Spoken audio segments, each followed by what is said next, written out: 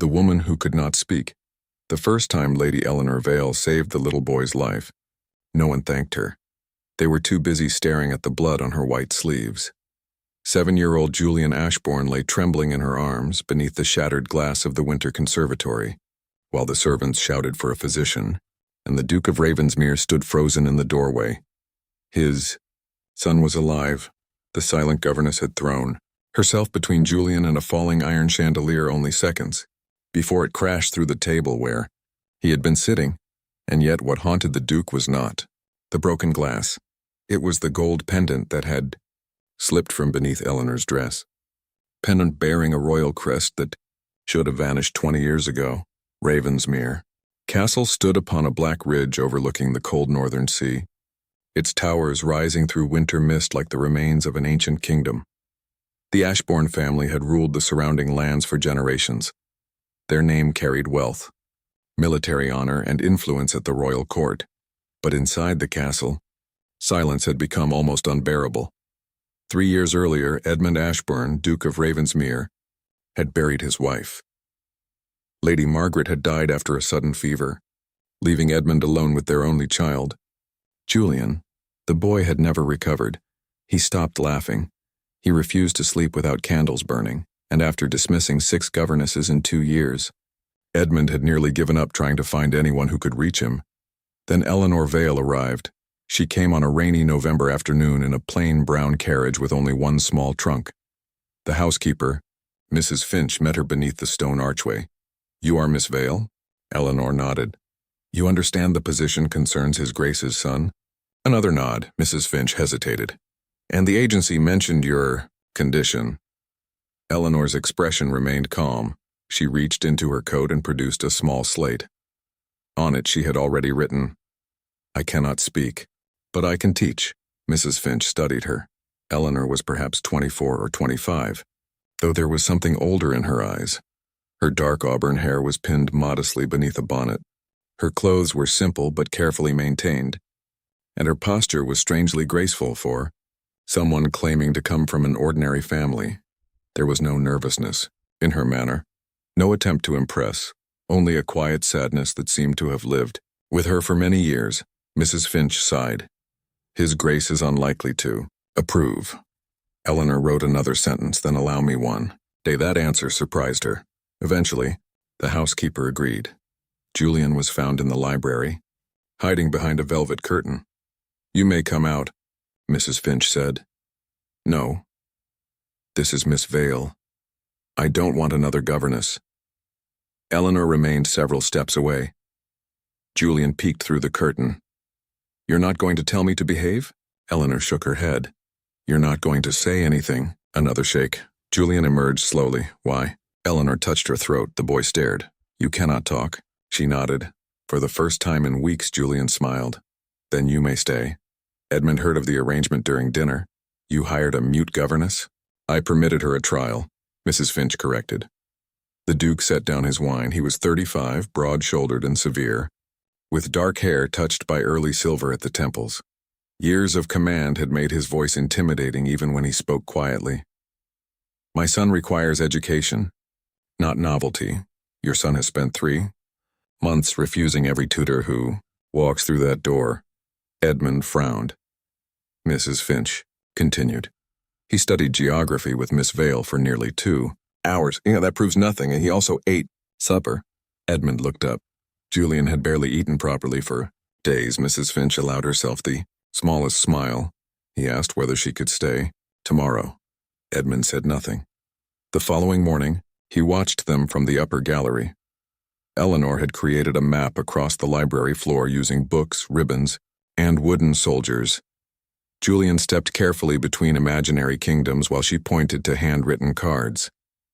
"France," the boy said. Eleanor smiled. "Italy." She shook her head. "Spain?" She nodded. Julian laughed. Edmund had not heard that sound in months. Something softened in him, only briefly. He turned away before anyone noticed. Weeks passed.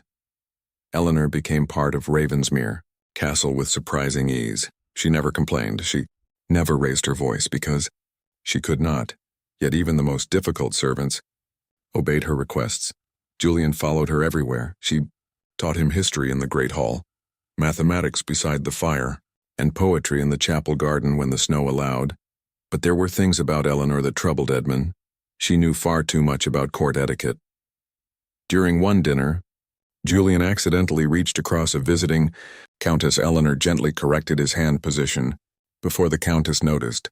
The gesture was precise, not something an ordinary village governess would. No, another evening, Edmund discovered Eleanor playing the old pianoforte. She stopped when she saw him. "You play beautifully." She looked down. "Where did you learn?" Eleanor closed the instrument. Then she wrote, "My mother taught me." "Was she a musician?" Eleanor hesitated finally. "Something like that," Edmund almost smiled. "You are very skilled at answering questions without answering them." Her eyes met his. There was humor there, and something else. Something he immediately tried to ignore. Eleanor was employed in his household. He was a widower, and more importantly, his family expected him to marry again.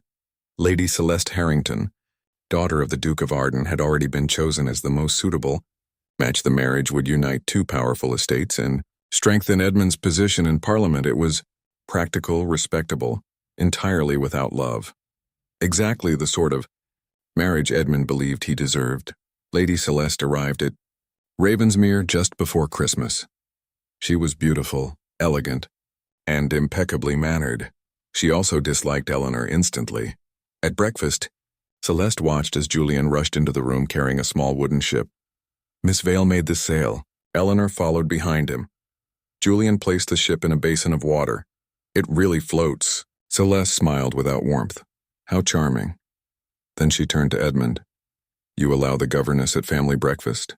Edmund glanced toward Eleanor. "She has been helping." "Julian, a governess may help without forgetting her." "Place." Eleanor lowered her gaze. Julian frowned. "She knows her place." Celeste looked at him. "And what place is that?" Julian noticed. "What is it?" Eleanor opened the letter. There were only 2 sentences. "You were warned never to return to noble society. Leave Ravensmere before the truth about your mother is revealed." Her hands began trembling. Then came a terrible metallic crack from above. Eleanor looked up. The chandelier hanging over Julian had broken loose. She dropped the letter. Julian screamed. Eleanor ran. She reached him just as the iron frame fell. She threw herself across his body. Glass exploded around them. Servants rushed in. Edmund arrived seconds later. "Julian." The boy was crying but unharmed. Eleanor lay beside him, blood running from a cut on her shoulder. Edmund dropped to his knees. "Eleanor." She looked at him, dazed. He lifted her carefully. That was when the chain around her neck slipped free. A gold pendant fell against her blood-stained dress. Celeste, standing in the doorway, went completely still. Edmund took the pendant in his hand. On one side was the crown surrounded by 7 stars. On the other were 3 tiny words engraved in the old Valerian language. Edmund had studied enough history to translate them. "To my daughter, Isabella." His gaze rose slowly to Eleanor's face. Isabella had been the name of the missing Valerian princess. Eleanor snatched the pendant back. For the first time since arriving at Ravensmere, true fear entered her eyes. Edmund looked toward the threatening letter lying among the shattered glass, then back at the woman who had just risked her life for his son. "Who are you?" Eleanor could not answer. But suddenly her silence no longer seemed like an illness, it seemed like a secret. And from the darkness beyond the conservatory doors, someone quietly disappeared into the castle before anyone noticed. The secret behind her silence. For 3 days after the chandelier fell, Ravensmere Castle felt less like a home and more like a place under siege. Doors were locked before sunset. Servants whispered in corridors. The west wing was searched twice, and yet no one could explain who had placed the threatening letter outside the conservatory or who had tampered with the iron chain holding the chandelier above Julian's head. But Edmund Ashbourne, Duke of Ravensmere, was no longer thinking only about the attempt on his son's life. He was thinking about the pendant and the name engraved on it, Isabella the Name of a princess who had supposedly vanished 20 years earlier. The name now hanging around the neck of his silent governess, Eleanor, remained in bed under the physician's orders. The wound cut on her shoulder was not deep, but bruising spread across her back where she had shielded Julian from falling glass. Julian refused to leave her room. He sat beside her bed with a book open across his knees. Pretending to read, every few minutes he looked up. Does it hurt? Eleanor shook her head. Julian narrowed his eyes. You always say no. She smiled weakly. He closed the book. Papa says brave people are frightened, too. Eleanor's smile disappeared. Julian reached for her hand. Were you frightened? She hesitated, then nodded. For me? Another nod. The boy swallowed hard. My mother used to do that. Eleanor's eyes softened. She would sit beside me when there was thunder. He looked down. I hardly remember her voice anymore. Eleanor reached toward the small slate beside her bed. She wrote slowly, but you remember how she made you feel. Julian read the words twice. Then he leaned against her arm. That is why I don't care if you cannot talk. Eleanor blinked quickly, fighting tears. Neither of them noticed Edmund standing quietly beyond the half-open door. He had come to question her. Instead, he remained there for several moments, watching the woman who had given his son something he had been unable to provide since Margaret's death. Peace. He almost walked away. Then Eleanor saw him. Her body stiffened. Edmund entered. Julian, Mrs. Finch is waiting for you downstairs. I want to stay. Now. The boy looked between them. Something in his father's voice told him not to argue. He kissed Eleanor's hand and left. The door closed. For several seconds, Edmund said nothing. Then he placed the gold pendant on the bedside. Table, you dropped this. Eleanor stared at it, her face changed. He pulled a chair closer. I need the truth. She reached for the slate. Edmund stopped her. Not another half answer. Her eyes rose sharply. He continued. My son nearly died. You received a threat. Someone tried to harm you, or perhaps Julian. And you possess an object belonging to a royal family whose surviving members would have enemies even today. Eleanor's fingers curled beneath the blanket. Tell me who you are, she wrote. Eleanor Vale. Edmund's jaw tightened. That is the name you use. She looked away. He noticed. Isabella? Her hand froze. The room became painfully quiet. Edmund lowered his voice. Is that your real name? Eleanor slowly wrote no. He exhaled. Then whose pendant is it? She did not answer. Instead, she pressed the slate against her chest. Edmund stood. Eleanor, I cannot protect you if I do not know what I am protecting you from. That sentence affected her. She looked at him. For one dangerous second, he saw the fear beneath all her composure. Not fear of him, fear for him. She wrote, You should send me away. No. Her expression hardened. It is safer. For whom? She did not write. Edmund leaned closer. For Julian? She shook her head. For me? Still nothing. Eleanor. Her eyes met his. And that was answer enough. Lady Celeste Harrington was watching everything. She had delayed her return to Arden House, claiming concern for Julian. But Celeste's concern had changed. At first she had disliked Eleanor because of Edmund's growing affection toward her. Now she feared something much larger. If Eleanor was connected to the House of Valyria, her presence at Ravensmere could become a political disaster. The Valyrian rebellion had never truly disappeared. Old families still whispered that King Alaric had been betrayed, not guilty. Some believed the charges against him had been invented by powerful nobles who wanted his lands. If proof emerged that a Valyrian heir had survived, entire estates could be contested, titles could be questioned, fortunes could change hands. And among the families who had benefited most from the fall of Valyria was Celeste's own, the Harringtons. That night, she entered Edmund's study without knocking. He was examining the broken chandelier chain. You were right, he said without looking up. Celeste paused. About what? The chain was filed. She walked closer. Then someone deliberately tried to kill the boy. Or Eleanor. Celeste folded her hands. Perhaps both. Edmund looked at her. You seem remarkably calm. I am. Practical. You are frightened. She gave a cold smile. Should I not be? Edmund placed the chain on his desk. I intend to discover who sent that letter. And when you do, they will answer for it. Celeste hesitated. Even if the answer threatens your family. His eyes narrowed. What does that mean? She immediately regretted the words. Nothing. Celeste. She moved toward the fire. The Ashbournes served the crown during the Valerian uprising. So did the Harringtons. That is history. History has a habit of becoming dangerous when people refuse to leave it buried. Edmund stood. Do you know something about Eleanor? Celeste turned. I know she is lying to you. So are you? Her expression sharpened. He stepped closer. You recognized that crest immediately. So, did you? But you were afraid of it. Celeste said nothing. Edmund continued. What did your father tell you about Valeria? Her face went pale. That was all the answer he needed. The next morning, Edmund sent a trusted man to London. Mr. Thomas Greaves had served the Ashbourne family for 26 years. He was quiet, careful, and nearly impossible to deceive. Edmund handed him the drawing of the 7-star crown. Find everything you can about the last royal family of Valeria. Greaves frowned. That material is restricted. No. There are archives that require permission from the royal office. Then, obtain it, and if permission is denied,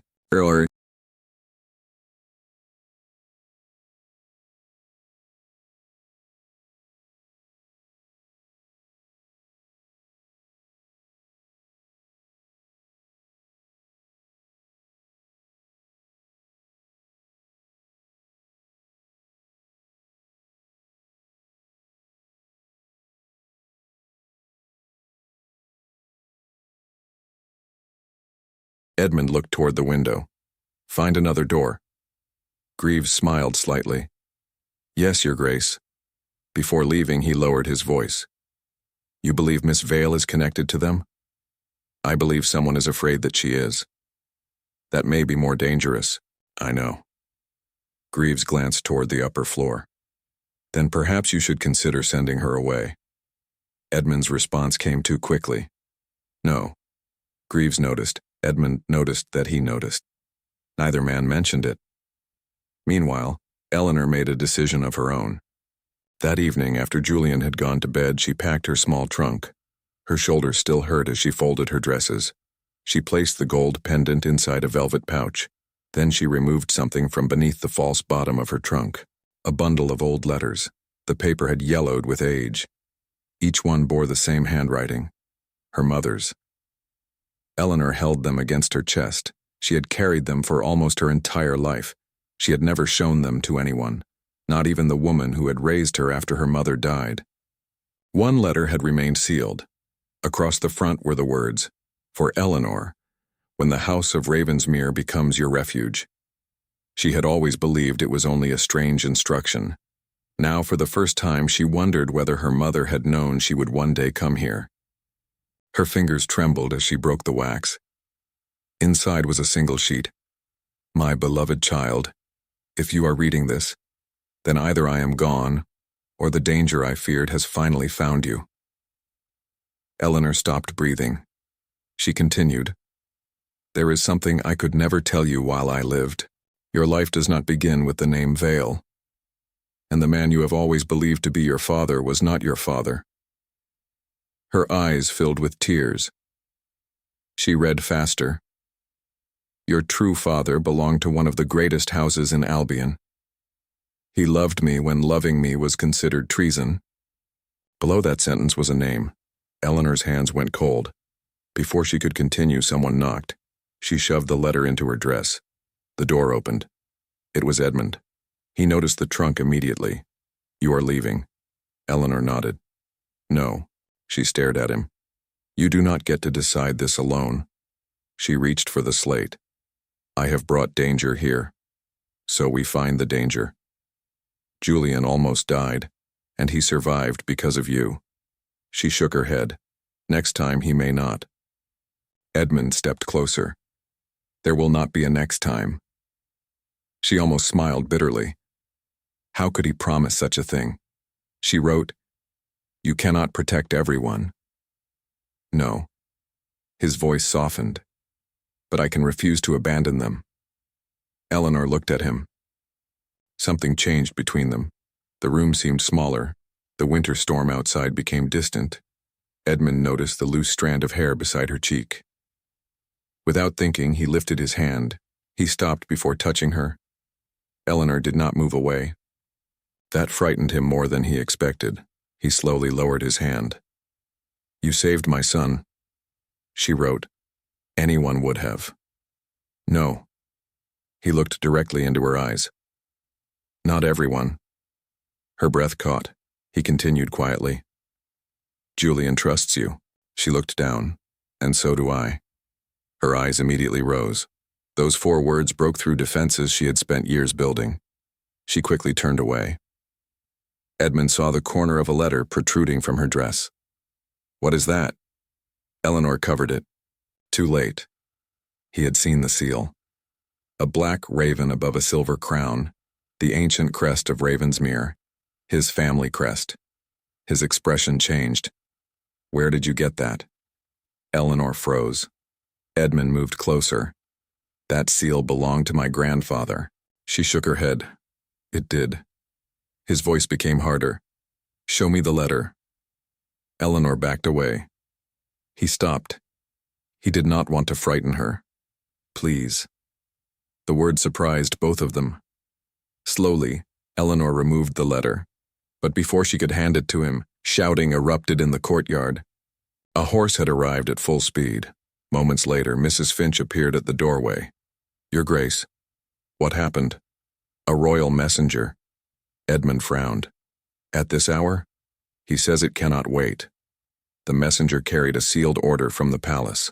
Edmund opened it in the great hall. Celeste stood near the fireplace. Eleanor remained halfway up the staircase. Edmund read silently. His expression darkened. "What is it?" Celeste asked. He looked toward Eleanor. "The Crown has received information that a surviving descendant of the House of Valeria may be hiding in the north." Eleanor went pale. Celeste's fingers tightened around her fan. The messenger continued. "His Majesty's Council has ordered an investigation of all households connected to the former Valerian court." Edmund folded the letter. "Who provided this information?" "The source is confidential." "Then it is useless." The messenger stiffened. "Your Grace, this is a royal order, and this is my house." Silence followed. Then the messenger said carefully, "There is more." He produced another envelope. This one was addressed directly to Edmund. Inside was a copy of an old portrait. A young woman stood beside the final queen of Valeria. She was beautiful, with auburn hair and unmistakable gray eyes. Eleanor stared down from the staircase. The woman looked like her, almost exactly. Below the portrait was a handwritten identification. Lady Helena Marivaux, personal companion to Queen Sophia of Valeria, Eleanor's mother. Edmund looked up at her. The pieces were beginning to connect, but not as he had expected. If Helena had served the queen, then Eleanor could have inherited the pendant without being royal herself. Yet someone clearly wanted the crown to believe otherwise. Celeste stepped forward. "She has deceived you from the beginning." "Be quiet," Edmund said. Celeste stared at him. "You would defend her even now?" "I said be quiet." The messenger looked uncomfortable. Eleanor suddenly descended the staircase. She walked toward Edmund. Then she held out her mother's letter. He took it. She had finally decided to trust him. Edmund unfolded the page. His eyes moved across the lines, then stopped. He read one sentence again, and again. His face lost all color. Eleanor watched him desperately. She had not finished reading the letter herself. She did not yet know what he had discovered. Edmund lowered the page. "What does it say?" Celeste demanded. He ignored her. His gaze remained fixed on Eleanor. "Your mother wrote that your father belonged to a great house in Albion." Eleanor nodded. She named him. Her heart began pounding. Edmund could barely speak the next words. "Lord Adrian Ashbourne." The room went silent. Eleanor stared at him. Edmund's uncle, his father's younger brother, a man who had died 24 years earlier during the Valerian uprising. Celeste whispered, "That cannot be true." Edmund kept reading. The letter revealed a forbidden romance between Adrian Ashbourne and Helena Marivaux. But there was another secret. Helena had not merely been the Queen's companion, she had secretly carried Queen Sophia's infant daughter out of Valyria during the uprising.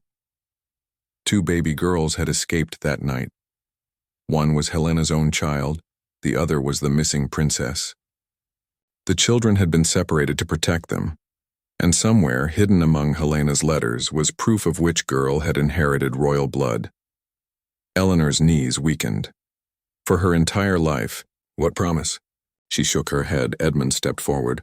What did the Harringtons do? Celeste looked toward Eleanor. Then she whispered, "They did not overthrow the House of Valyria." Edmund frowned. "What are you saying?" Celeste's voice broke. "They helped cover up who did." Before anyone could speak, the castle doors opened. Thomas Greaves had returned from London far earlier than expected. Snow covered his coat. His face was grim. In his hands was a leather archive case bearing the royal seal. "Your Grace," he said, "I found the original succession record." Edmund stared at him. Greaves looked toward Eleanor, "And I know who she is." Eleanor's entire body went still. Celeste whispered, "No." Greaves opened the case. Inside lay a birth register, a royal proclamation that had never been made public, and a miniature portrait of an infant wearing the same gold pendant Eleanor carried around her neck. Greaves looked directly at Edmund. The crown she never wanted. Thomas Greaves placed the royal succession record on the long oak table as if it were something dangerous. No one moved. The great hall of Ravensmere Castle had endured wars, funerals, marriages, and generations of family secrets, but never had it held a silence like this. Eleanor stood beside Edmund with one hand pressed against the gold pendant at her throat. Lady Celeste remained near the fireplace, her face almost white. Julian had been sent upstairs, though he had protested loudly. Greaves opened the leather archive case. 21 years ago, he began. The House of Valyria did not disappear in the way the official histories claim. Edmund's eyes narrowed. "What did you find?" Greaves carefully unfolded a faded document, a private declaration signed by Queen Sophia of Valyria, 3 days before the uprising. He turned it so Edmund could read the seal.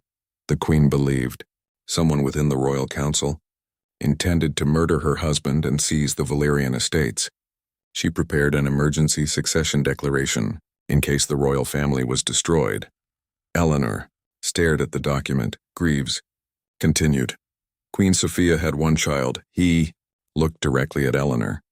Princess Isabella Sophia Valyria. The name struck the room like thunder. Eleanor's breath became shallow. Edmund glanced at her but said nothing. Greaves removed the miniature portrait. The painted infant wore a white christening gown.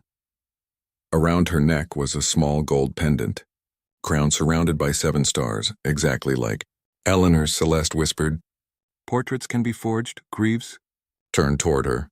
This one was kept inside the sealed royal archive for 20 years. She fell silent. He placed another document beside it.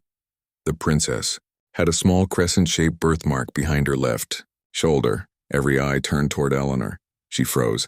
Edmund had seen it only once, when the physician had treated her wound after the chandelier fell. Eleanor's dress had slipped slightly at the shoulder. There had been a faint crescent mark near her shoulder. Blade. Edmund closed his eyes. Briefly, the truth was becoming impossible to deny. Greaves noticed his expression. "You have seen it?" Edmund nodded. Eleanor stepped backward. Room suddenly seemed too small. Her entire life was collapsing and being rebuilt around her in the same moment. She was not Eleanor Vale, or perhaps she still was, but she was also something else. Name hidden beneath 20 years of silence. Princess, a surviving heir, a woman whose birth could reopen political wounds that had never truly healed. Eleanor reached for her slate.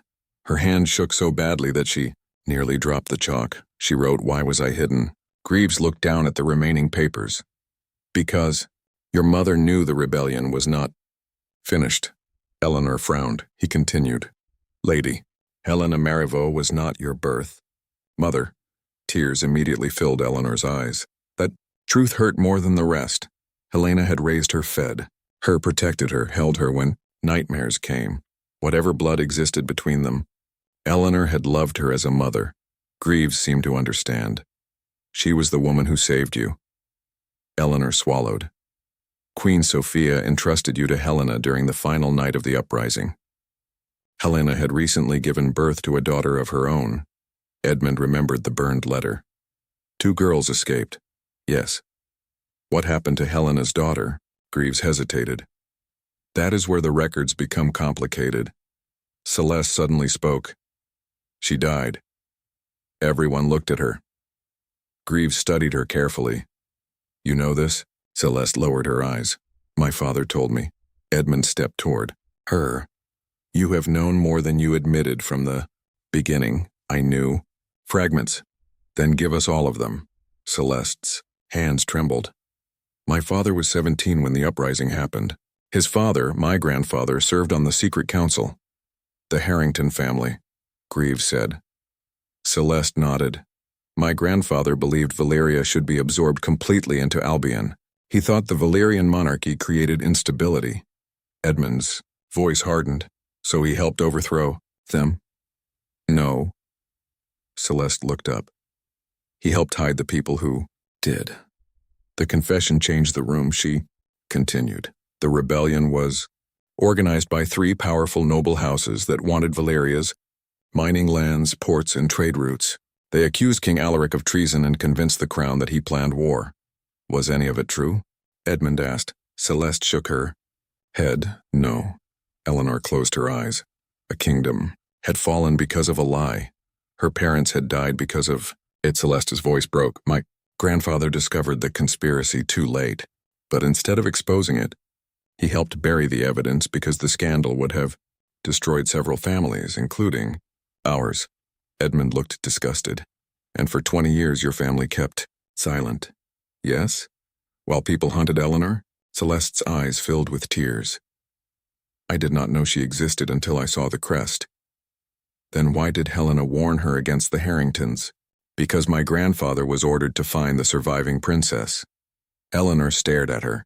Celeste whispered, He found Helena. The truth had been hidden in shame. 20 years earlier, Lord Harrington had tracked Helena and the 2 infant girls to a remote monastery near the northern border. He had gone there intending to obey the conspirators, but when he arrived, he discovered soldiers had already reached the monastery. A fight followed. During the confusion, Helena's own infant daughter was killed. Helena escaped with Princess Isabella. Lord Harrington saw what had happened, and something inside him changed. He allowed Helena to flee.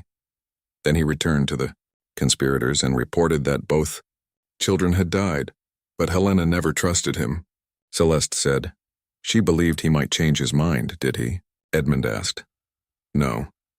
She wiped tears from her cheek. He spent the rest of his life collecting evidence against the families responsible. My father inherited those records. Greaves leaned forward. Where are they? Celeste looked toward Edmund. At Arden House. Edmund's jaw tightened. Then your father has proof? Yes. Why has he never revealed it? Because revealing it would destroy our family too. Edmund gave a bitter laugh.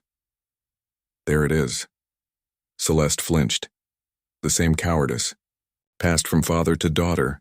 She lowered her gaze. I know. For once, she did not defend herself. Then she looked at Eleanor. I thought if you disappeared quietly, everything would remain buried. Eleanor stared at her. Celeste whispered, I was wrong. The next morning, Edmund prepared to leave for Arden House. Eleanor found him in the courtyard fastening his riding gloves. Snow covered the stones. She carried her slate. I am coming. No. Her expression hardened. Edmund sighed. Eleanor. If the people behind this know you are alive, she wrote again. It is my life. He stopped. She added my parents. My name. My truth. Edmund read the words there. Was no argument he could make against them. He stepped closer. I am afraid for you. Eleanor looked at him. His voice softened. Should not say that, she wrote. Why? Because fear makes a man selfish. She waited. Edmund looked toward the castle windows. For 3 years I convinced myself that caring deeply for someone was a weakness I could no longer afford. Eleanor understood. Immediately, his wife, Margaret. He had loved her, and losing her had taught him to keep part of himself locked. Why then Eleanor arrived, quiet, unwanted, mysterious. And somehow she had entered every part of the castle he had thought dead. His son's laughter, his household's warmth, his own heart. Edmund looked back at her. You are not simply Julian's governess anymore. Her eyes filled with emotion. He continued, and I do not know what your royal birth means. I do not know whether the crown will recognize you, imprison you, use you, or ask you to become something you never wanted to be. Eleanor's fingers tightened around the slate. But whatever happens, he paused. I want you to know that I see you. A tear slipped down her cheek. Not Princess Isabella. He moved closer. Eleanor. She closed her eyes. He gently touched her cheek, and for one moment there were no dukes, princesses, conspiracies, or arranged marriages. Only 2 wounded people standing beneath falling snow. Eleanor leaned toward him. Then a voice interrupted. Papa. Julian came running from the castle. They separated quickly. The boy stopped. He looked suspiciously from one to the other. Were you about to kiss Miss Vale? Edmund nearly choked. Eleanor covered her mouth, laughing silently. Julian grinned. I knew it. Julian. I like her better than Lady Celeste. Julian. Much better. Eleanor's shoulders shook with silent laughter, and for the first time in years, Edmund laughed too. Arden House surrendered its secrets before midnight. Lord Harrington resisted at first, then Celeste confronted him. For 20 years, this family protected its name while innocent people paid the price. Her father looked older than Edmund remembered. You do not understand what exposure will do. I understand perfectly. Celeste placed the Valerian pendant on his desk. It will tell the truth. Eventually, Lord Harrington opened a hidden compartment behind his library wall. Inside were dozens of letters, financial records, military orders, signed statements, and most importantly, a confession written by one of the architects of the Valerian conspiracy. The evidence proved King Alaric had never committed treason. 3 noble houses had fabricated reports to provoke the crown. 2 of those families were now extinct. The 3rd remained powerful, the House of Wexford. And the current Earl of Wexford held an influential position at the royal court. Greaves read the final document. His face changed. What? Edmund asked. Greaves passed him the paper. It was an order, recent, not historical. Someone had been monitoring searches of the royal archive. Someone had learned that Edmund was investigating Valeria, and the order contained one instruction. If the surviving claimant is found, she must not reach the capital alive. Signed, Wexford. They returned to Ravensmere immediately. Too late. Smoke was rising beyond the trees. Edmund's stomach dropped. The castle. They drove the horses harder. When Ravensmere came into view, one of the outer buildings was burning. Servants crowded the courtyard. Edmund jumped from his horse. Julian! Mrs. Finch ran toward him. He is missing. Everything inside Edmund stopped. What? He was in the schoolroom. Then the fire began. We thought he was with the footman. Eleanor was already running. She knew where Julian would go when frightened. The old chapel. He had once told her it was the only place where he still felt close to his mother. She entered the smoky western corridor. Eleanor! Edmund shouted. But she did not stop. The chapel doors were locked from outside. She grabbed a brass candlestick and struck the latch. Again. Again.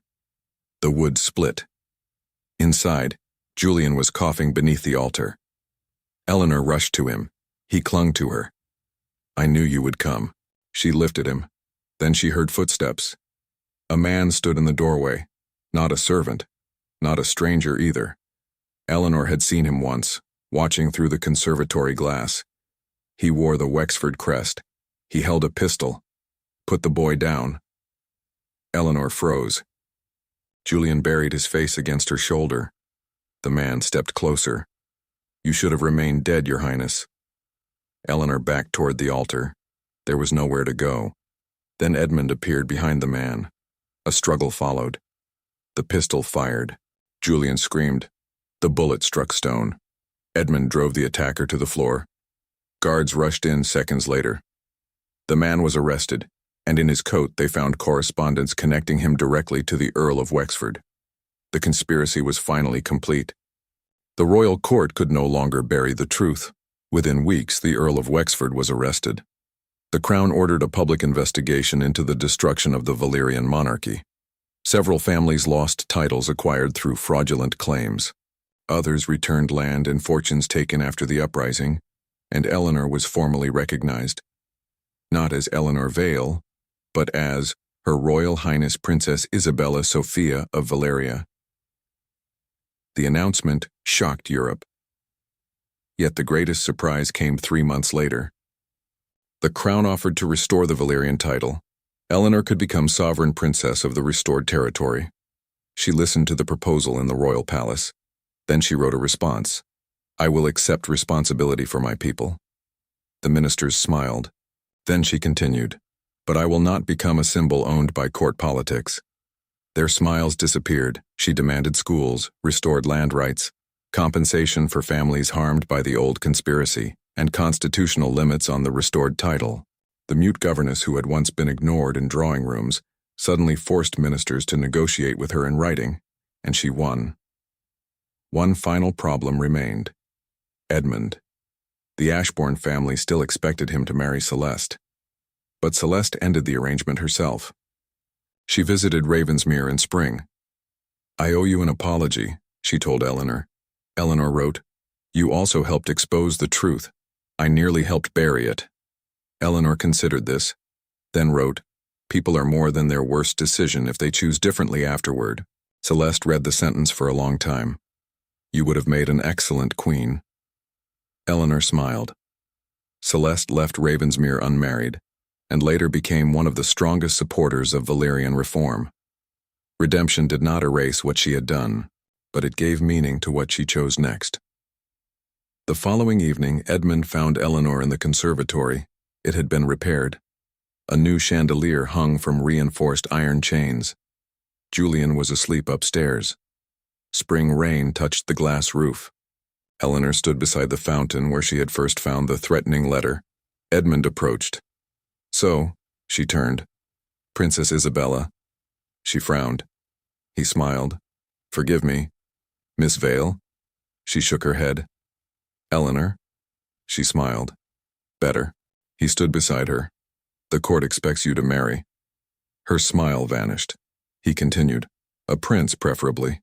She wrote, "There are several terrible options." Edmund laughed. "I have met most of them."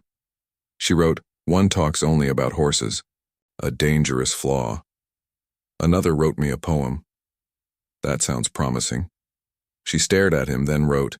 It had 43 verses. Edmund looked horrified. "You must be protected." She laughed silently. Then his expression became serious. "What do you want?" The question went deeper than marriage.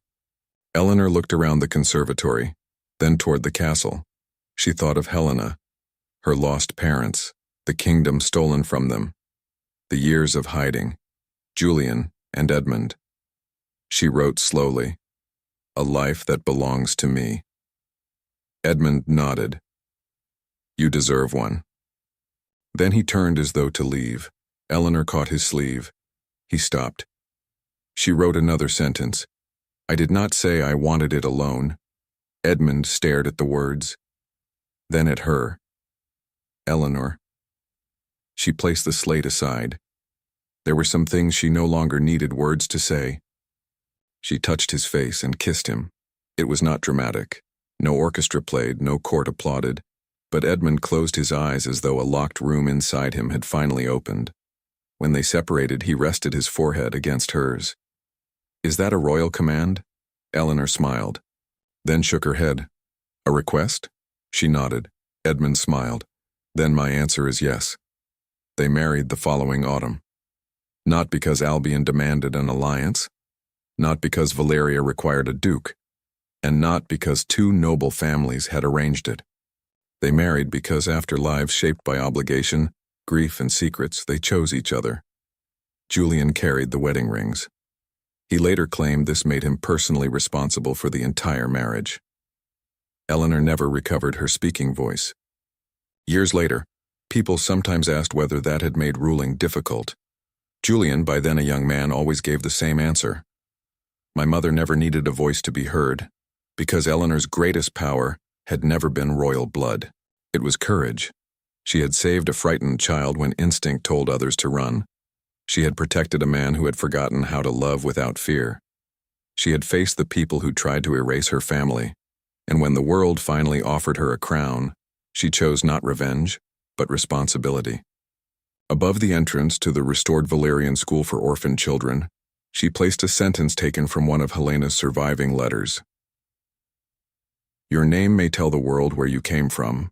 Your choices tell the world who you are. And every spring, Edmund took Eleanor and Julian back to Ravensmere's conservatory. They would sit beneath the chandelier that had once almost ended everything. Julian would tell the story incorrectly. Edmund would correct him. Eleanor would laugh without sound. And in those moments, the princess who had spent half her life hiding finally understood something her mother had sacrificed everything to give her. A crown could be stolen. A name could be buried. A history could be rewritten. But love freely chosen could not be inherited, arranged, or commanded. It had to be earned. And at Ravensmere Castle, the mute governess who arrived with one small trunk had finally found something more precious than the royal identity stolen from her long ago. She had found a family that knew exactly who she was and loved her before they ever knew her name.